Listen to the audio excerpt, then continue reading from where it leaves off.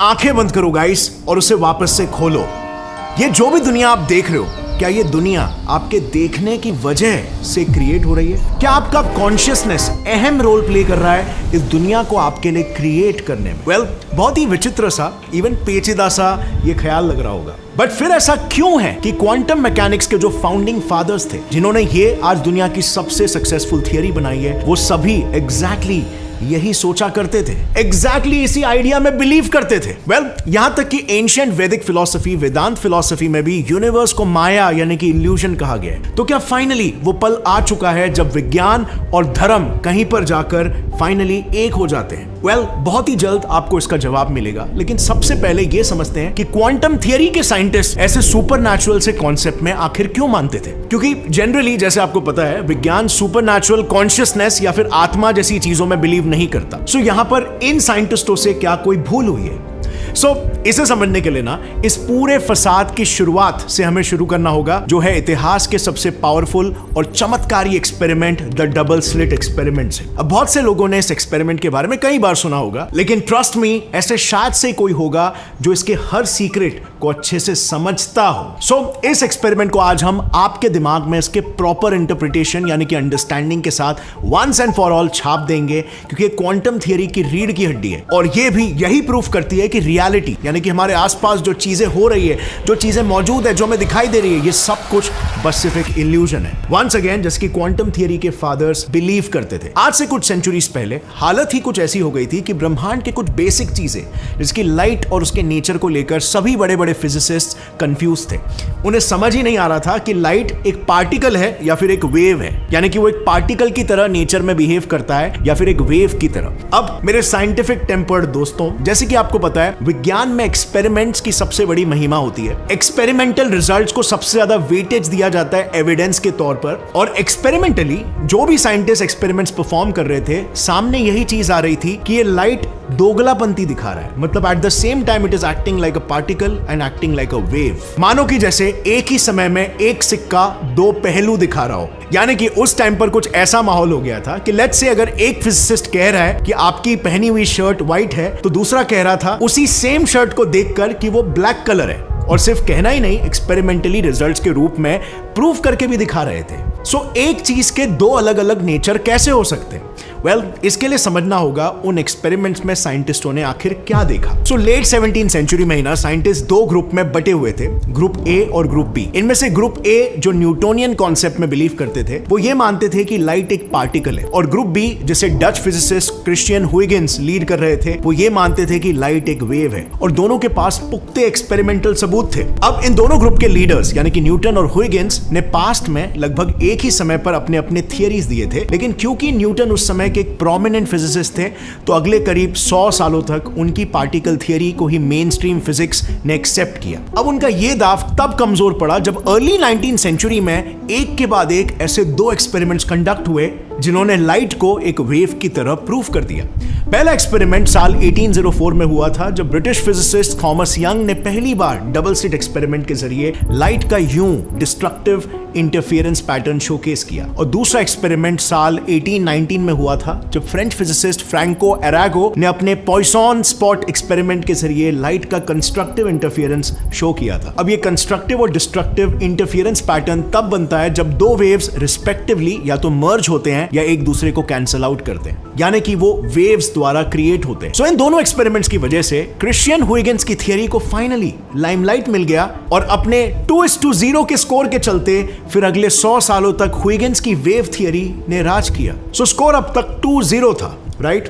But picture अभी बाकी है फ्रेंड्स। अब देखना यहां पर पार्टिकल थियरी कैसे कवर अप कर दी है। इसके बाद आया 20th सेंचुरी, और इस टाइम पर दो ऐसे एक्सपेरिमेंट्स कंडक्ट हुए जिन्होंने ना चाहते हुए भी न्यूटन की पार्टिकल थियरी को फिर से जिंदा करके लाइमलाइट में लाकर खड़ा कर दिया। पहला एक्सपेरिमेंट किया गया 1905 में, performed by one and only Einstein, जिसे कहते हैं फोटो इलेक्ट्रिक इफेक्ट, जिसमें उन्होंने ये दिखाया कि लाइट पार्टिकल्स के रूप में इलेक्ट्रॉन से कोलाइड करके उन्हें अपने एटम से बाहर फेंक देती है, और फेंक सकती है। तो देयर इज एन इंटरैक्शन, जो इंटरैक्शन सिर्फ पार्टिकल ही कर सकता है। और दूसरा एक्सपेरिमेंट था 1923 का कॉम्पटन स्कैटरिंग एक्सपेरिमेंट, जिसमें फिजिसिस्ट आर्थर कॉम्पटन ने यह डेमोन्स्ट्रेट किया कि एक्सरे लाइट इलेक्ट्रॉन से टकराने पर अपनी एनर्जी उसमें ट्रांसफर कर देती है।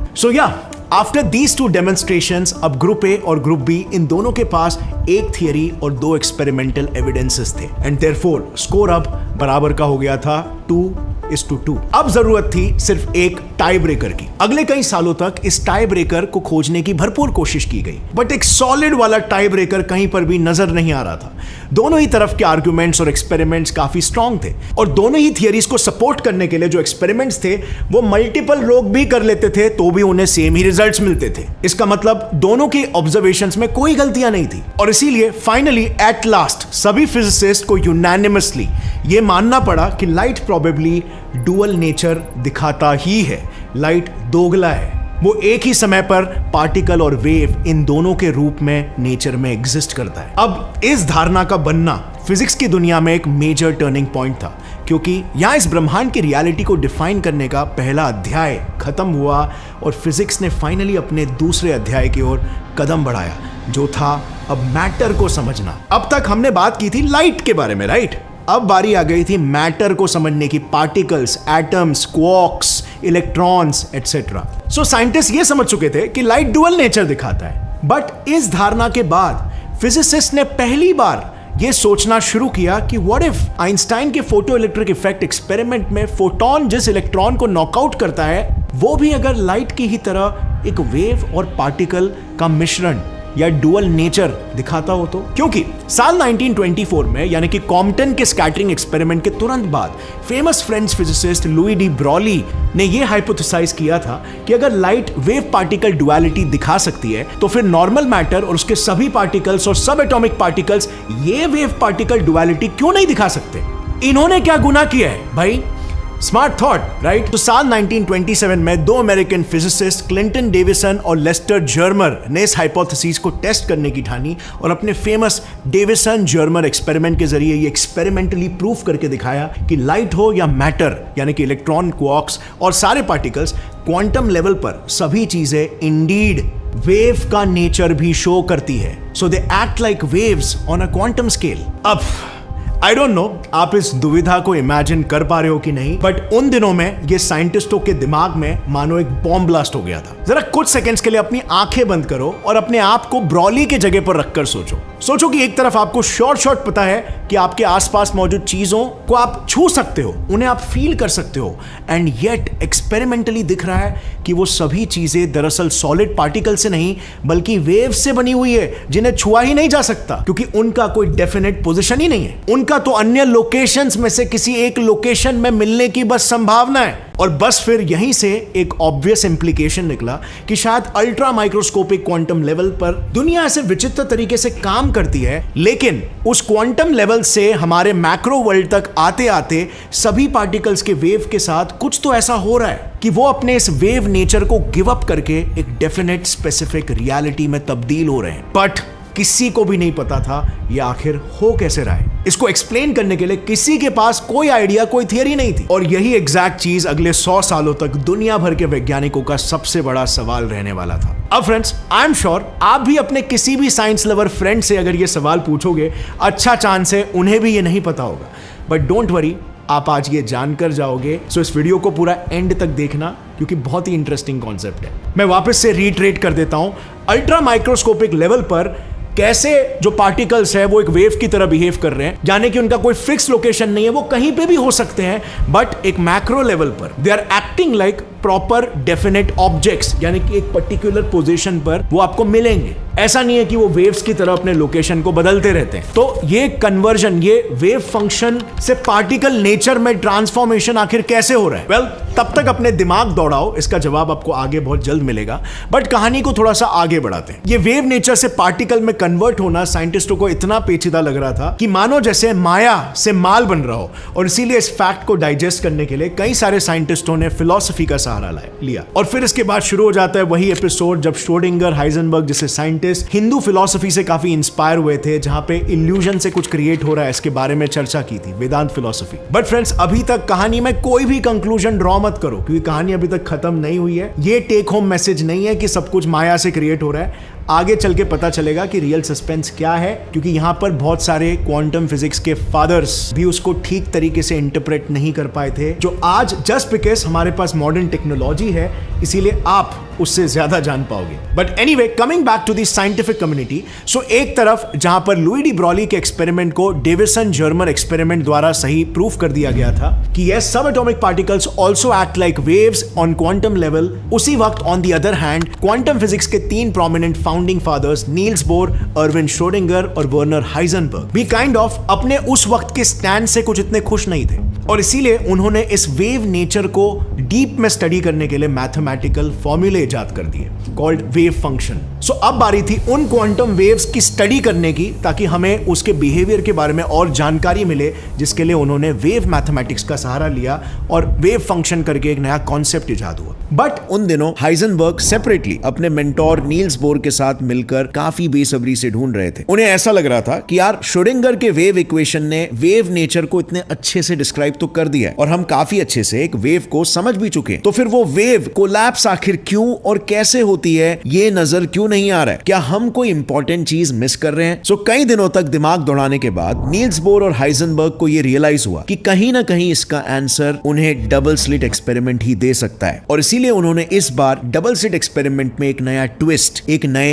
एंगल को ऐड करके सोचने की कोशिश की। इस बार उन्होंने एक थॉट एक्सपेरिमेंट किया कि क्या हो अगर इसी डबल स्लिट एक्सपेरिमेंट में हम एक डिटेक्टर यूज करें उन फोटॉन्स पर नजर रखने के लिए। तो इस केस में शायद हमारा एक्ट ऑफ मेजरमेंट एक पार्टिकल के वेव नेचर को रियलिटी में, यानी कि पार्टिकल नेचर में तब्दील होने के लिए फोर्स करेगा, क्योंकि किसी चीज को ऑब्जर्व करना या डिटेक्ट करना खुद में ही उसे मेजर करना है, जिसके लिए उसके साथ किसी चीज को इंटरैक्ट करना होगा, राइट? आई मीन, जब आप अंधेरे में किसी चीज को देखते हो तो हो क्या रहा है? आप उस चीज पर टॉर्च मारते हो, जिससे टॉर्च से निकलते फोटॉन्स उस ऑब्जेक्ट को हिट करके उसकी इंफॉर्मेशन आपकी आंखों की रेटिना तक पहुंचाते हैं। तो हो ना हो, डबल स्लिट एक्सपेरिमेंट में भी ये डिटेक्टर जरूर इंटरैक्ट करेगा उन पार्टिकल्स के साथ, और इस वजह से वेव फंक्शन कोलैप्स होगा। अब इसी आइडिया, उससे डेवलप थॉट्स और उसके अनगिनत वर्जन्स का फिर आगे चल के नाम पड़ा the Copenhagen interpretation. Since Heisenberg और नील्स बोर के ये सारे डिस्कशंस ओरिजिनली बोर के होम टाउन कोपेनहेगन में हुए थे, जब हाइजेनबर्ग वहां पर उनसे मिलने गए थे। अब इस आइडिया से कुछ बहुत ही वियर्ड कंक्लूजन्स निकले। बहुत से मिस्टिक्स और सुपरनैचुरल गुरु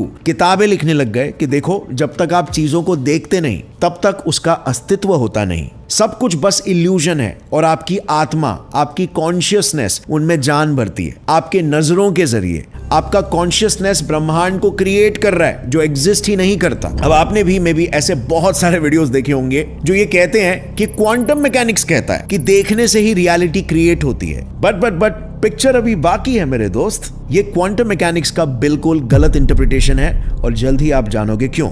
बट उस समय हमारे आइंस्टाइन भैया को भी ये आइडिया बहुत ही विचित्र लगा था, और इनफैक्ट यही वजह है कि लेट 1920s में उन्होंने नील्स बोर को वो फेमस ताना मारा था, do you really believe the moon is not there when you are not looking at it? और आइंस्टाइन क्वांटम मैकेनिक्स के बहुत बड़े अपोजर थे। उन्होंने नील्स बोर के इस डबल स्लिट एक्सपेरिमेंट में डिटेक्टर वाले थॉट एक्सपेरिमेंट से एग्री नहीं किया, इवन दो नील्स बोर ने सब कुछ मैथमेटिकली बैक भी किया था। उस वक्त सिर्फ और सिर्फ एक ही चीज की कमी थी, और आइंस्टाइन को इस ऑब्जर्वेशन का पुख्ता सबूत मिल जाता, और वो चीज थी उस एक्सपेरिमेंट को डिटेक्टर के साथ परफॉर्म करने के लिए लगने वाली टेक्नोलॉजी की। उस वक्त टेक्नोलॉजी इतनी एडवांस नहीं थी कि वो पार्टिकल्स को नापने के लिए ऐसा कोई प्रिसाइज डिटेक्टर बना सके। यानी कि एक तरह से अगर देखा जाए तो आज के तारीख में आपके पास अपॉर्चुनिटी है क्वांटम मैकेनिक्स को उनके फाउंडिंग फादर्स से ज्यादा एक्यूरेटली समझने की। हाइजेनबर्ग या नील्स बोर या इवन श्रोडिंगर कभी ये एक्सपेरिमेंट्स नहीं कर पाए जो एक्चुअल में क्वांटम मैकेनिक्स का सही इंटरप्रिटेशन दे सके। वो खुद भी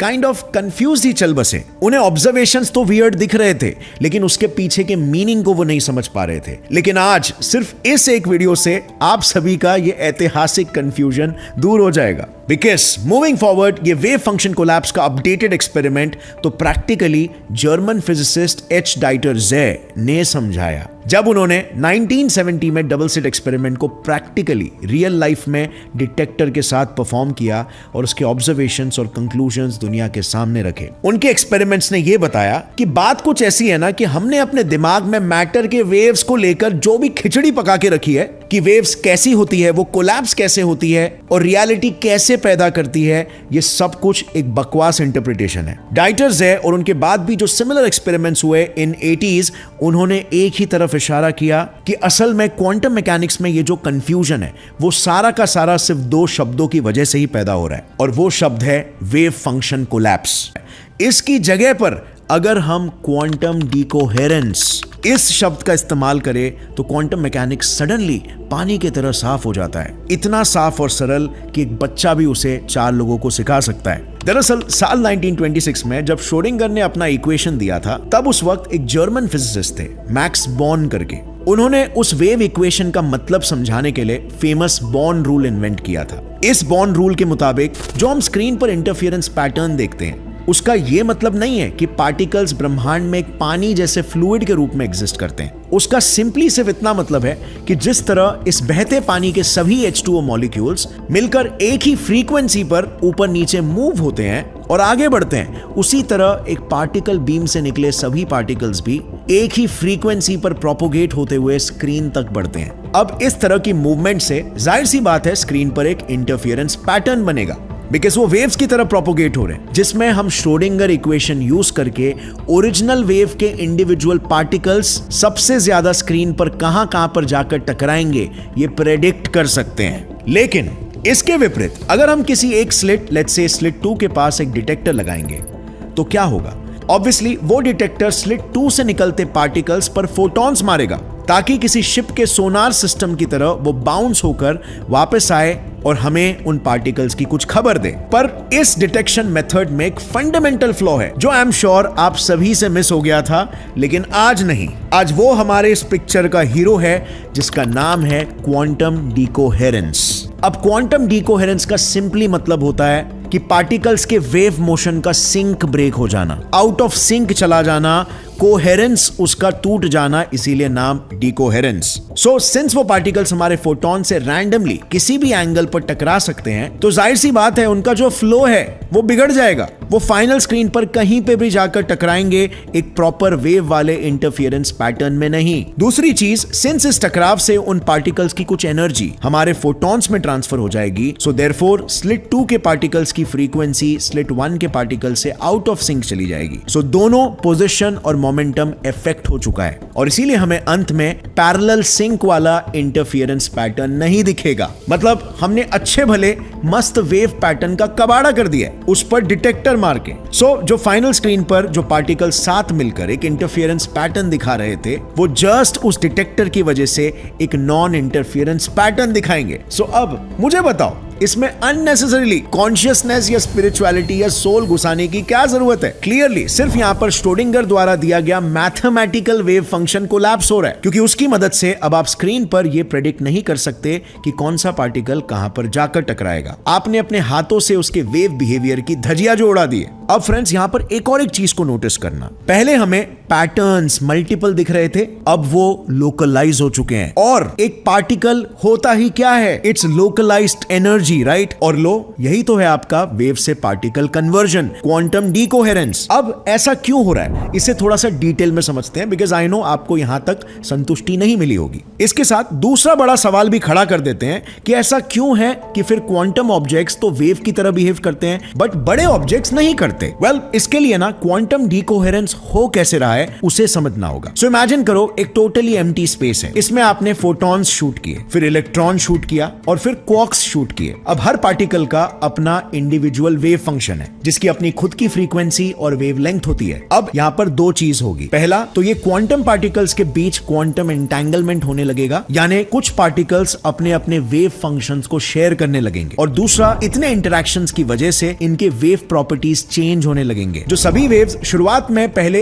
इन सिंक थे, अब आउट ऑफ सिंक होने लगेंगे, और इसे ही कहते हैं डिकोहेरेंस। उन्होंने अपना कोहेरेंस यानी कि अपना सिंक खो दिया है। इसे कुछ ऐसे समझो, और अभी नवरात्रि का भी मौसम चल रहा है, गरबा खेलते वक्त कैसे डांसर्स एक साथ एक ही सिंक में शुरू करते हैं और फिर over a period of time उन सभी के स्टेप्स आउट ऑफ सिंक हो जाते हैं, और यही एग्जैक्टली क्वांटम सिस्टम के साथ भी होता है। और और जब उस क्वांटम सिस्टम के अलग अलग पार्टिकल्स के वेव फंक्शन एक दूसरे से डीसिंक्रोनाइज हो जाएंगे तो सिंक खोने की वजह से मैथमेटिकली इस पूरे क्वांटम सिस्टम की वैल्यू एक दूसरे को कैंसल आउट करके एक ही सिंगल नेट आउटपुट निकलेगा। और यही वजह है कि बड़े ऑब्जेक्ट्स कभी भी हमें वेव की तरह बिहेव करते नहीं दिखते, क्योंकि उनमें इतने सारे एटम्स होते हैं कि वो सभी एटम्स के वेव की फ्रीक्वेंसी एक ही सिंक में कभी भी वाइब्रेट नहीं कर सकती। It's just next to impossible. एक टेनिस बॉल का अगर हम एग्जांपल ले तो उसमें 10 क्वाड्रिलियन एटम्स होते हैं। क्या आपको लगता है ये सभी एटम्स एक साथ एक ही वेव का सिंक अचीव कर पाएंगे? एनवायरनमेंट में कितने ही चीजों से इंटरैक्ट कर रहे हैं वो एटम्स जो इजीली उनके वेवीनेस के सिंक को डीसिंक्रोनाइज कर देगा। इट्स लाइक 100 घड़ियों को एक साथ स्टार्ट करो और फिर बीच बीच में कोई आकर उन्हें छेड़ता रहेगा तो वो सभी आफ्टर सम टाइम एक टाइम पर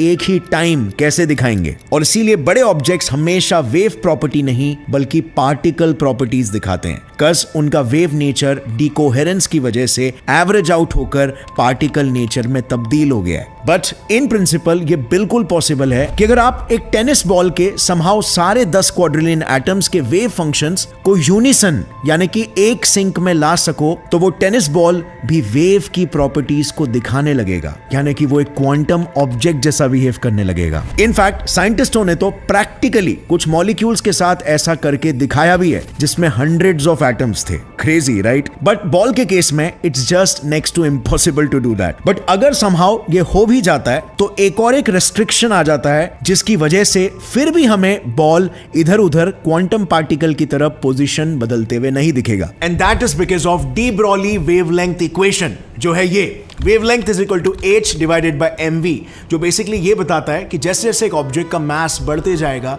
वैसे वैसे उनकी वेवलेंथ छोटी होती जाएगी। सो एक बॉल के केस में ये निकल के आता है 10 raised to the power of -33 metres, जो कि एक प्रोटॉन के साइज के जितना डिस्टेंस है। इसे कोई इंसान नोटिस ही नहीं कर सकता। सो या इवन इफ अगर आप टेनिस बॉल के सारे एटम्स के वेव फंक्शंस को सिंक में भी ला लोगे तो टेनिस बॉल वेव प्रॉपर्टीज तो ले लेगा, बट आप उसके वेवीनेस को नोटिस भी नहीं कर पाओगे, उसके वेव नेचर को नोटिस ही नहीं कर पाओगे। और इन्हीं यूनिवर्स के रेस्ट्रिक्शंस की वजह से फ्रेंड्स क्वांटम दुनिया हमें कुछ अलग नजर आएगी ही और क्लासिकल दुनिया कुछ अलग नजर आएगी। ये रेस्ट्रिक्शंस वो बैरियर है जो क्वांटम दुनिया को क्लासिकल दुनिया से हमेशा सेपरेटेड रखेंगे। Just majestic right? और आप अब ये भी जान गए हो कि ये वेव फंक्शन कोलैप्स कहो या क्वांटम डीकोहेरेंस कहो, ये कंप्लीटली फिजिकल और लॉजिकल प्रोसेस है और ना कि कोई सुपरनैचुरल प्रोसेस जो आपकी आत्मा या कॉन्शियसनेस करवा रही हो। एक्चुअल रियलिटी में तो पार्टिकल्स अपनी एनर्जी के वजह से नेचुरली वाइब्रेट करते ही रहते हैं। इनफैक्ट साइंटिस्ट सब इस डीकोहेरेंस को बहुत ही अच्छे से समझते भी है, इतना कि उन्होंने रीकोहेरेंस के एक्सपेरिमेंट्स ट्राई करके उसे भी सक्सेसफुली करके दिखाया। यानी कि सबसे पहले क्वांटम डीकोहेरेंस करवाया लिमिटेड नंबर ऑफ एटम्स के बीच में और फिर इंडिविजुअल वेव फंक्शंस पर नजर रखा कि वो किस तरीके से चेंज हो रहे हैं और फिर वापस से उनके वेव फंक्शंस को कोहेरेंट बनाया, यानी कि सेम सिंक में सेम फ्रीक्वेंसी में वाइब्रेट करवाया, जिससे कि वो शुरुआत में तो वेव्स थे लेकिन पार्टिकल बने और फिर वापस से वेव्स बन गए। Now this experiment is mind blowing right? ये चीज दर्शाता है कि क्वांटम दुनिया भी शायद अभी हमें समझ में आने लगी है। बट एनीवे फ्रेंड्स, खुशी तो आज इस बात की होगी कि आप फाइनली समझ चुके हो कि क्वांटम डीकोहेरेंस क्या होता है, वेव फंक्शन कोलैप्स क्या होता है, माया इल्यूजन से मैटर कैसे क्रिएट हो रहा है। इसके पीछे कोई सुपरनैचुरल रीजन नहीं है, ये कंप्लीटली फिजिकल प्रोसेस है कॉल्ड क्वांटम डीकोहेरेंस। अब आई नो मे बी ये समझने में थोड़ा कॉम्प्लिकेटेड लगा होगा, लेकिन कोई दिक्कत नहीं है। एक ही बार देखा है आपने, 2 बार देखो, 3 बार देखो, आराम से आपको समझ में आ जाएगा और फिर आप भी दोस्तों के सामने डींगे मार सकते हो। वीडियो पसंद आई लाइक जरूर ठोकना। Get set fly science channel को सब्सक्राइब कर लो, क्योंकि ऐसे यूनिवर्स के मिस्ट्रीज मैं आपके लिए हमेशा खोलते रहूंगा। Share this video with your friends अगर उन्हें इसकी जरूरत है तो। And see you next time. Till then as always stay curious, keep learning and keep growing. जय हिंद।